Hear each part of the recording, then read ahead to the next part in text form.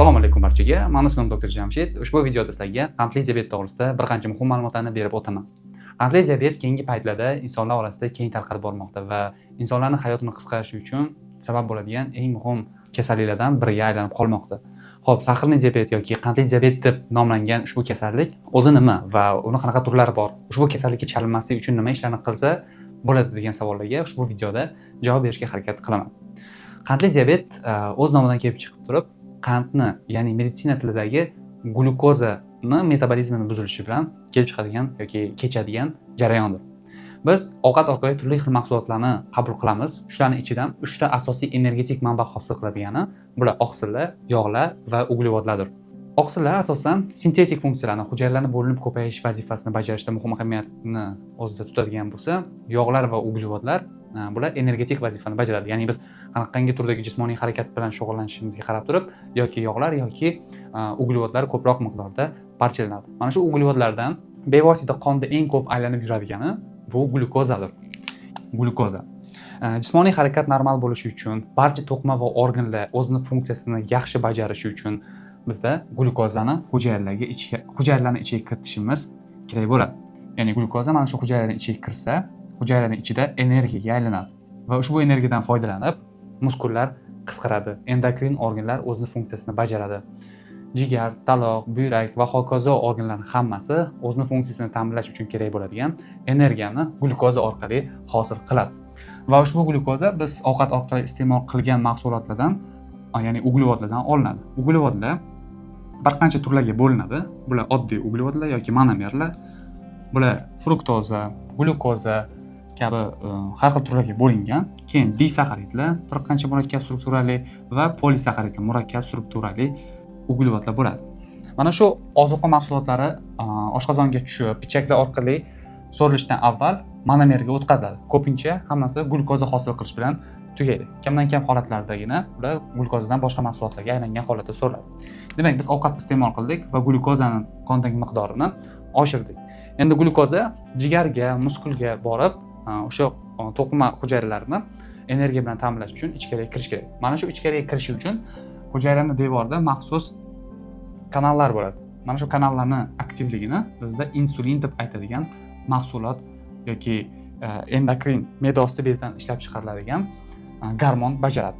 Demak, insulin ta'siri ostida hujayralar glyukozani hujayra ichiga o'tkazadi va keyinchalik energiya hosil qiladi.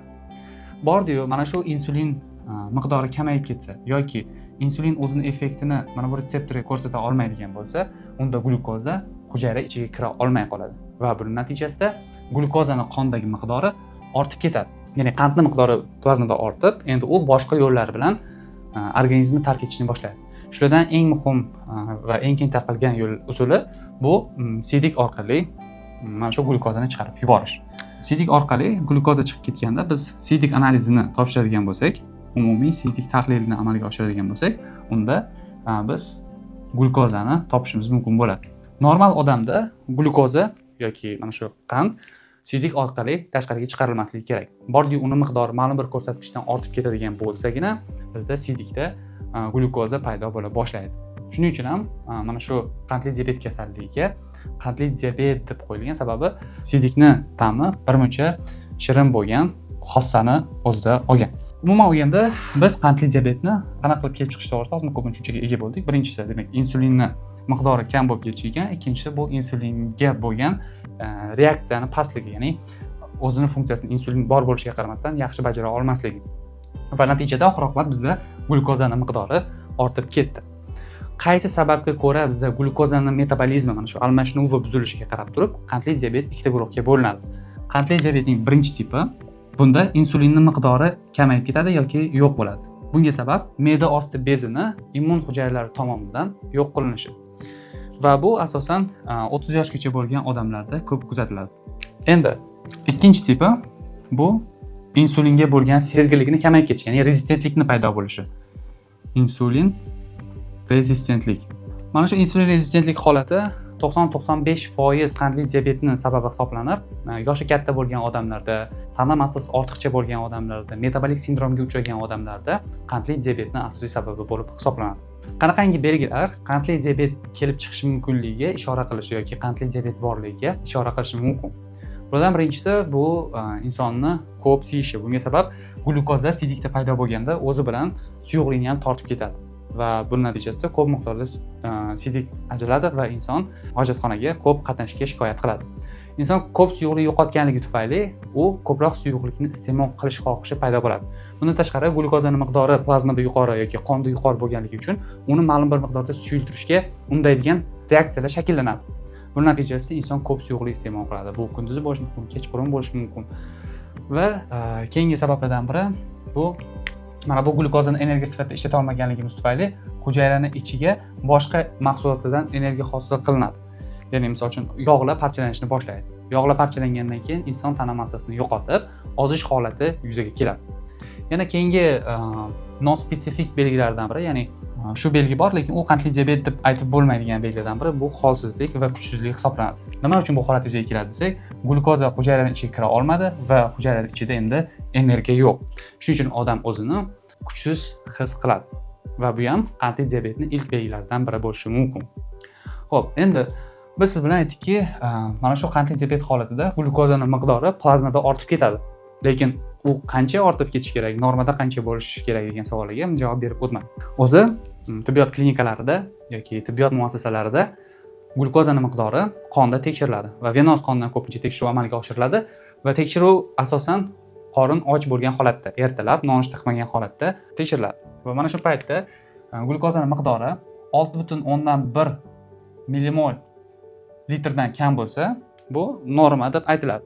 Endi 2 marta ketma-ket yoki ma'lum bir interval orasida tekshirilgandan keyin glyukozaning miqdori 7.1 millimol litrdan yuqori bo'ladigan bo'lsa, bu holat qandli diabet deb aytiladi. Demak, 6.1 dan kam bo'lishi bizda norma, 7.1 bo'lishi yoki 7.1 dan yuqori bo'lishi va bu holatni eng kamida 2 marta tasdiqlanishi bizda qandli diabet diagnozini qo'yishga asos bo'lib xizmat qiladi. Bundan tashqari, mana bu siz bilan yuqorida sanab o'tganimiz, ya'ni ko'p siydik ajralishi, chanqash, tana massasining kamayib ketishi, charchoq hislarining paydo bo'lishi mana shu belgilar bilan, ya'ni laborator belgilar bilan birgalikda kelishi kerak. Bordi-yu, insonda mana shu glyukoza miqdori tekshirilgan paytda 6.1 hamda 7.1 orasida natija chiqarilgan bo'lsa, bu odamlar prediabet holatida deb aytiladi. Ya'ni ushbu odamlarda hali qandli diabet shakllanishga ulgurmadi, lekin qandli diabetga moyillik yuqori saqlanib turibdi. Sababi glyukozaning miqdori qonda normadagidan oshgan holatda aniqlandi. Shuning uchun ham agar insonda hali qandli diabet holatini tasdiqlash uchun yetarli bo'lgan glyukoza miqdori tasdiqlanmagan bo'lsa, lekin oraliq miqdorda bo'ladigan bo'lsa, ma'lum bir choralarni ko'rish orqali glyukoza miqdorini, nazoratini normal holatga qaytarish mumkin. Men sizlarga hozir bir qancha tavsiyalar berib o'taman. Shularga rioya qilish orqali siz o'zingizni qandli diabetga chalinish ehtimolingizni kamaytirishingiz mumkin bo'ladi. Xo'p, qandli diabetga yoki prediabetga moyillikni nima faktorlar oshiradi? Demak, shularni sanab o'tamiz. Birinchisi bu semizlik bo'lsin. Semizlik hozirgi kunda qandli diabetga olib keladigan eng katta yoki eng asosiy faktorlardan biri hisoblanadi. Ikkinchisi bu nasliy moyillikning paydo bo'lishi. Agar oilangizda eng yaqin qarindoshlar orasida kimdadir qandli diabet bo'lgan bo'lsa, bu sizni ham qandli diabetga uchrash ehtimolligingizni oshirishi mumkin. Tarixi oilada shunaqa qandli diabetga uchragan insonlarning bo'lishi. Keyingisi bu zararli odatlarning bo'lishi. Ichish, chekish kabi holatlar me'da osti bezi funksiyasini buzadi va qandli diabetga chalinish ehtimolini oshiradi. Va yana bir muhim faktorlardan biri bu jismoniy aktivlikning kam bo'lishi. Ya'ni inson hayot faoliyatini nisbatan passiv o'tkazishi ham qandli diabetni keltirib chiqarish ehtimolligini oshiradi. Passiv hayot tarzi. Semizlik to'g'risida biz boshqa videolarimizda gapirib o'tganmiz. Qachon odamni semiz deb hisoblash mumkin va semizlik qanaqangi qandli diabetdan tashqari qanaqangi yomon asoratlarga olib kelish to'g'risida ma'lumotlar berib o'tganmiz. Demak, bordi-yu sizda mana shu holatlar bo'lsa, ya'ni siz o'zingizni semiz deb hisoblasangiz, qandli diabetga uchragan oilangizda shunaqa inson bo'lsa, ma'lum bir turdagi zararli odatlaringiz bo'lsa yoki passiv hayot tarzini kechiradigan bo'lsangiz hamda qandli diabetni belgilarini o'zingizda kuzatadigan bo'lsangiz, darhol qandli diabet bormi, yo'qmi degan savolga javob berishga intilishingiz kerak. Buning uchun uy sharoitida glyukometr apparati yordamida o'zingizni qo'lingizdan barmog'ingizdan qon olib, shunda shu apparat yordamida tekshirishingiz mumkin. Bordingizda glyukometr bo'lmaydigan bo'lsa, unda yashash joyingizdagi poliklinikaga borish orqali qoningizdagi, ya'ni vena qonidagi glyukoza miqdorini tekshirish hamda uni qaysi miqdorda ekanligini bilib olishingiz kerak. Chunki agar sizda hali qandli diabet shakllanmagan bo'lsa yoki tasdiqlanadigan bo'lsa ham uni qancha erta aniqlay oladigan bo'lsangiz, bu kasallikni yaxshi boshqarishga, keyinchalik hayot sifatingizga yomon ta'sir ko'rsatishiga yo'l qo'ymaslikka imkon beradi. Xo'p, endi qandli diabetga chalinmaslik ehtimolini oshirish uchun yoki chalingan bo'lsa ham amal qilish mumkin bo'lgan yoki majburiy bo'lgan quyidagi tavsiyalarni sizlarga aytib o'taman. Xo'p, birinchisi bu tana vaznini nazorat qilish. Chunki mana shu faktorlar bizda qandli diabetga olib kelganligi uchun shu faktorlarni yo'q qilishimiz kerak.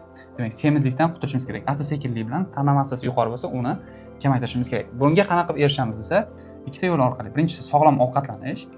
Sog'lom ovqatlanish to'g'risida biz alohida video qilganmiz. O'sha videoga qarab, asosiy tushunchalarni ko'rib olishingiz mumkin. Xo'p, va ikkinchisi jismoniy harakatni oshirish. Bunda biz passiv hayot tarzini aktivga o'tkazgan bo'lamiz va Jahon sog'liqni saqlash tashkiloti rekomendatsiyalariga ko'ra bir haftada kamida 150 daqiqa jismoniy harakat qilish kerak. Bu degani kuniga kamida 30 daqiqa. Agar 5 kun siz shunaqa jismoniy harakat bilan shug'ullanadigan bo'lsangiz, eng kamida 150 daqiqa jismoniy aktivlik bilan shug'ullangan bo'lasiz. Endi qandli diabet agar nasliy qanaqadir moyillik bo'ladigan bo'lsa, buni o'zgartirish iloji yo'q. Lekin o'zgartirish mumkin bo'lgan keyingi faktor bu zararli odatlardan qutulish. Agar sizda chekish yoki alkogolizmga ruju qo'ygan holatda bo'ladigan bo'lsa, bularni ham tegishli shifokorlar bilan maslahatlashgan holatda nazorat qilishga intilish kerak. Va keyingi muhim tavsiyalardan biri bu qondagi qand miqdorini mana shu hayot tarzingizni o'zgartirgandan keyin regular ravishda nazorat qilish. Qaysi tarafga o'zgarish bo'lyapti? Uni miqdori kamayaptimi yoki oshib ketyaptimi?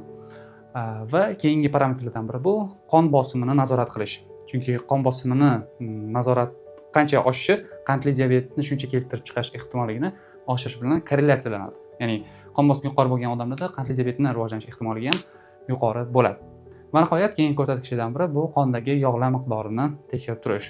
Bu nafaqat qandli diabetning kelib chiqish ehtimolini kamaytiradi, balki yurak qon tomir tizimi kasalliklarini rivojlanishini ham kamaytiradi. Xo'p, agar sizda qanaqadir savollar paydo bo'lgan bo'lsa, kommentariy bo'limida yozib qoldirishingiz mumkin. Men ularga javob berishga harakat qilaman. Agar video sizga foydali bo'lgan bo'lsa, iltimos like qo'ying, obuna bo'ling va foydali deb hisoblaydigan odamlaringizga yuborib qo'ying. Keyingi videolarda ko'rishguncha xayr, salomat bo'ling.